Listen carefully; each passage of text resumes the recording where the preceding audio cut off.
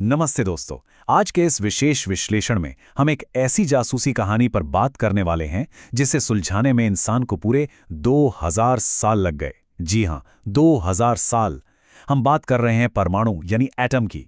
चलिए आज एक साथ देखते हैं कि कैसे इस पूरे ब्रह्मांड के सबसे छोटे रहस्य को परत दर परत खोला गया और कैसे हमारी समझ समय के साथ एक के बाद एक नए प्रयोगों से लगातार बदलती रही।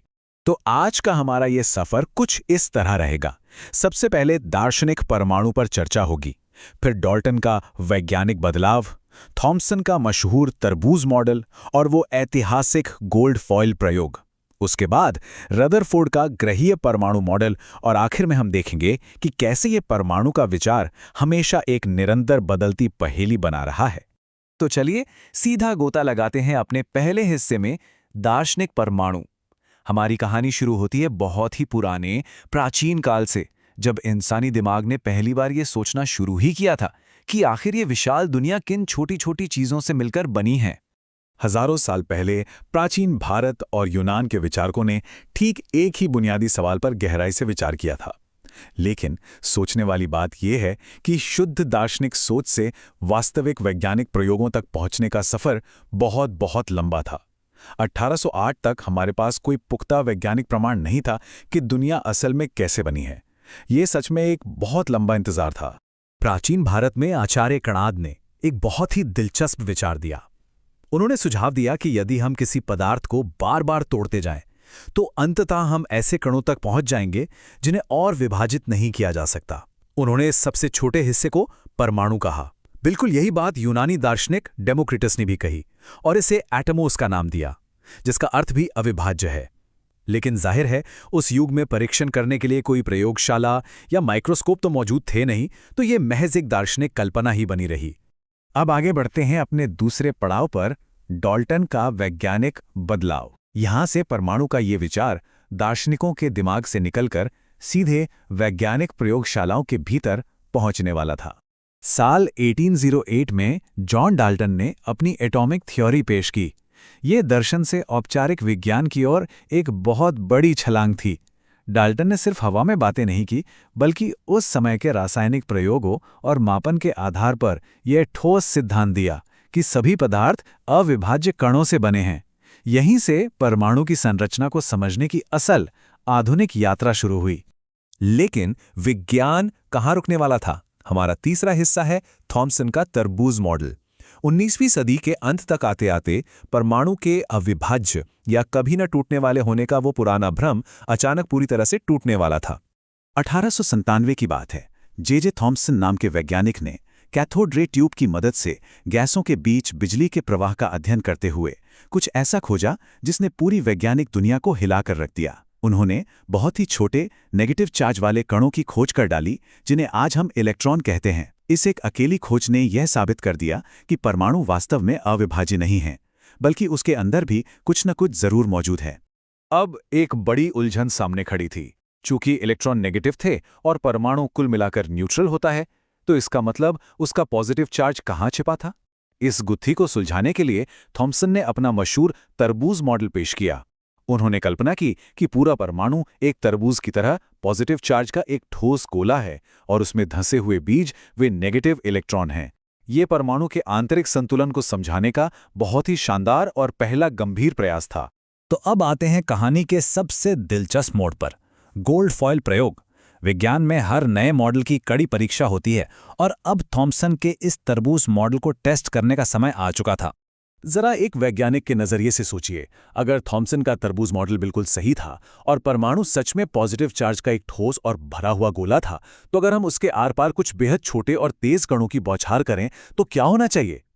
सीधा सा तर्क तो यही कहता है ना कि वे कण या तो सीधे आर पार निकल जाएंगे या फिर बहुत हल्का सा मुड़ेंगे।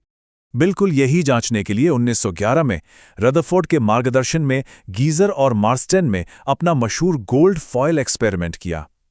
उन्होंने सोने की एक बेहद पतली पन्नी पर पॉजिटिव चार्ज वाले अल्फा कणों की तेज बौछार की और नतीजे, सच मानिए, नतीजे बेहद चौंकाने वाले थे। ज्यादातर कण तो सीधे आर पार निकल गए, लेकिन एक बात ने उनके होश उड़ा दिए।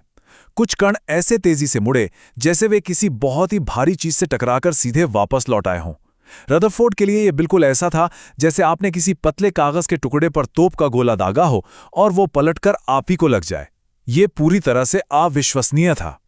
और यहीं से जन्म लेता है हमारा 5वां हिस्सा, रदरफोर्ड का ग्रह्य परमाणु। इन हैरान कर देने वाले नतीजों ने यह बिल्कुल साफ कर दिया कि थॉमसन का वो ठोस तरबूज मॉडल गलत था। अब इन नए परिणामों को समझाने के लिए एक बिल्कुल नए और क्रांतिकारी मॉडल की सख्त जरूरत थी। जब हम थॉमसन और रदरफोर्ड के विचारों को आमने सामने रखते हैं तो विज्ञान का एक बहुत ही महत्वपूर्ण सबक सामने आता है। वो ये कि जब आपके प्रायोगिक साक्ष्य पुराने विचारों या सिद्धांतों को झुटला दें तो वैज्ञानिकों को अपने मॉडल अपडेट करने ही पड़ते हैं। प्रयोगों से मिलने वाले सबूत ही सब कुछ हैं और इसी कारण रदरफोर्ड को अपना नया मॉडल तैयार करना पड़ा। रदरफोर्ड ने समझाया कि अल्फा कणों का इस तरह से टकराकर वापस लौटना तभी मुमकिन है जब परमाणु का सारा पॉजिटिव चार्ज और वजन एक बहुत ही छोटी सी जगह में केंद्रित हो, ना कि तरबूज के गूदे की तरह हर जगह फैला हुआ। उन्होंने इस बेहद छोटे और भारी केंद्र को न्यूक्लियस यानी नाभिक कहा, और जो कण सीधे निकल गए थे उन्होंने ये साबित कर दिया कि परमाणु का ज्यादातर हिस्सा ठोस नहीं बल्कि एकदम खाली जगह है। इस खाली जगह को समझने के लिए जरा इस अद्भुत उदाहरण पर गौर करें। कल्पना कीजिए, अगर एक परमाणु को 100 मीटर के एक विशाल क्रिकेट ग्राउंड जितना बड़ा मान लिया जाए तो उसका न्यूक्लियस क्या होगा? वो उस पूरे ग्राउंड के बीचों बीच रखा हुआ काली मिर्च का एक छोटा सा दाना होगा। है ना एकदम हैरान कर देने वाली बात।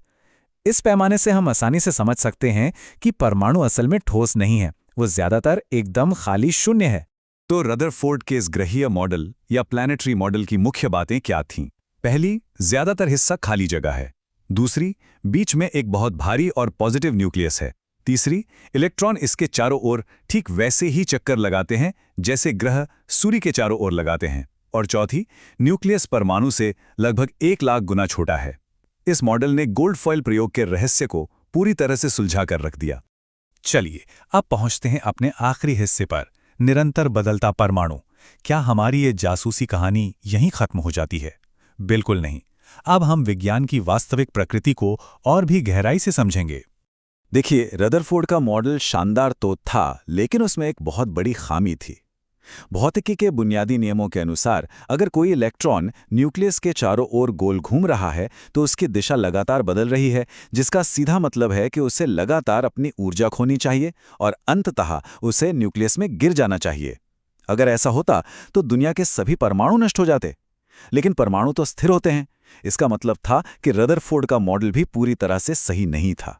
असल में विज्ञान एक ऐसी पहेली की तरह है जो लगातार जुड़ती रहती है। रदरफोर्ड के मॉडल की इसी कमी ने आगे चलकर नील्स बोर और चैडविक जैसे वैज्ञानिकों के लिए नए और रोमांचक रास्ते खोले। विज्ञान कभी रुकते नहीं है। ये जिज्ञासा, सवाल पूछने और निरंतर प्रयोगों से चलने वाली एक कभी न खत्म होने वाली प्रक्रिया है। हर नया मॉडल हमें सच्चाई के एक कदम और करीब ले जाता है। तो आज के इस विश्लेषण से हम क्या सीखते हैं? कणाद के परमाणु से लेकर थॉमसन के तरबूज और फिर रदरफोर्ड के क्रिकेट ग्राउंड तक का सफर हमें ये बताता है कि कोई भी वैज्ञानिक सिद्धांत अंतिम नहीं होता। विज्ञान खुद को सुधारने की एक अंतहीन यात्रा है। जरा सोचिए, अगर वैज्ञानिकों ने पुराने मॉडल्स पर सवाल उठाना बंद कर दिया होता तो क्या आज की ये आधुनिक दुनिया मुमकिन थी? इस बारे में जरूर विचार करें। उम्मीद है इस सफर में आपको मजा आया होगा। सीखते रहिए और हमेशा नए सवाल पूछते रहिए।